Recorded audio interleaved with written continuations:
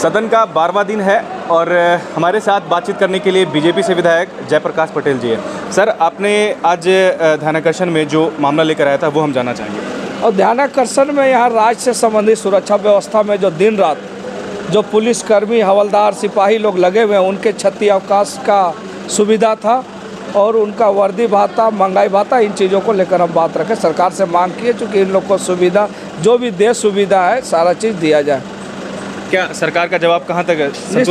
निश्चित रूप से मंत्री जी ने आश्वासन दिया है कि हम लोग इसको बहुत जल्द देख लेंगे। अच्छा, मंत्री जी से एक और आप जो है सवाल किए थे तो उन्होंने कहा कि आप कभी लाल पहन कर आते हैं, ये जो गमछा लटकाए, कभी हरा पहन के आते हैं, तो उनको कन्फ्यूजन होता है कि वो कैसे आपको मतलब जज करे, आप उनके छोटे भाई जैसा है। इस पर क्या कहिएगा? वो मज़ा ले रहे थे।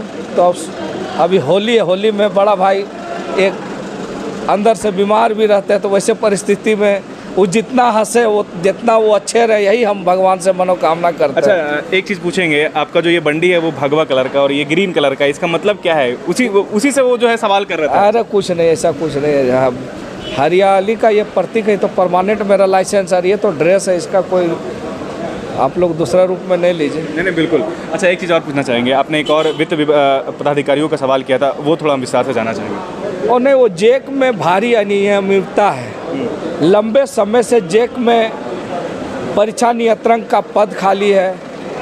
दूसरा चीज़ है कि जो वित्त पदाधिकारी जो है वहाँ पर संविदा पर बहाल है।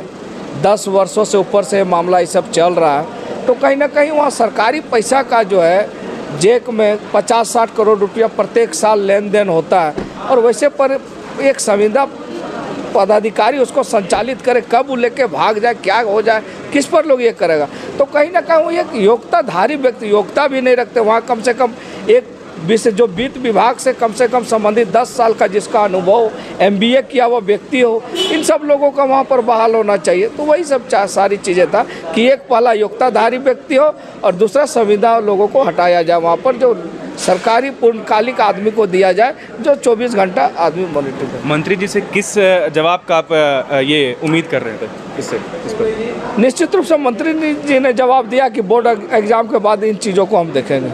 अच्छा, एक चीज़ पूछना चाहेंगे, कल आपने देखा कि 32 को लेकर के जो लोग सड़कों पर उतरे हुए थे, आदिवासी संगठन के लोग थे।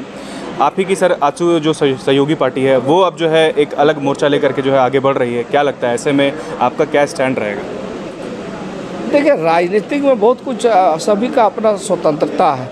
अब वो कुछ मोर्चे को लेकर, कुछ चीज़ों को लेकर थोड़ा बहुत होता है, बहुत सारा चीज़ होता है जो राष्ट्रीय पार्टी के लोग नहीं बोल सकते, क्षेत्रीय पार्टी के लोग रीजनल बातें को ज़्यादा रखते हैं। वैसी परिस्थिति में उनका क्या रूप है, किस तरह का, मैं व्यक्तिगत कोई टिप्पा टिप्पणी नहीं करूँगा। लेकिन निश्चित रूप से राज्य में एक नियोजन नीति बहाल होनी चाहिए। आपने देखा होगा, इसीलिए हमने कल भी सरकार पर लाया था कि स्थानीय नीति पर, तो मुख्यमंत्री जी बाहर में बयान देते कि हम 1932 लागू करेंगे और आप सदन में जवाब दे रहे हैं कि पूर्व की सरकार द्वारा दी गई जो स्थानीय नीति उसको हम लागू करेंगे।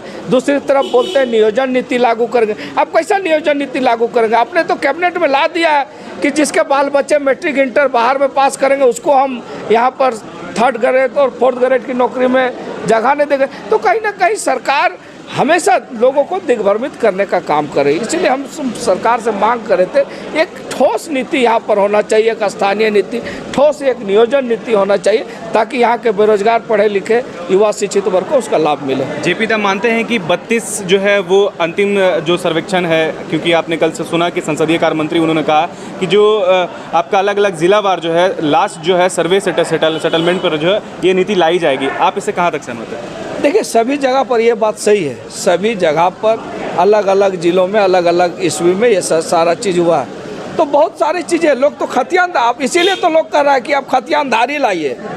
आप खतियानधारी जो है वही यहाँ का स्थानीय है। तो मैं उन चीज़ों पर नहीं, मैं कहना चाहता हूँ कि स्पष्ट एक नीति होना चाहिए जो अच्छा हो। इसीलिए हमने कहा कि सरकार पहले एक सर्वदलीय बैठक बुलाए और सभी दलों की राय को उसमें लाया जाए। बाद बाकी सरकार को जो बेहतर होगा हम सुझाव ये दे सकते हैं कि राज्य में लोग उग्र आंदोलन में है, इसको जल्द से जल्द पटाक्षेप करना चाहिए और झारखंडी हित में, सही माने में झारखंडियों के लिए बना है तो उसका लाभ मिलना चाहिए, झारखंडी हित में फैसला होना चाहिए। सीधी और तीखी खबरों के लिए हमारे YouTube चैनल को सब्सक्राइब करें और नीचे दिए गए बेल आइकन को ज़रूर दबाएं।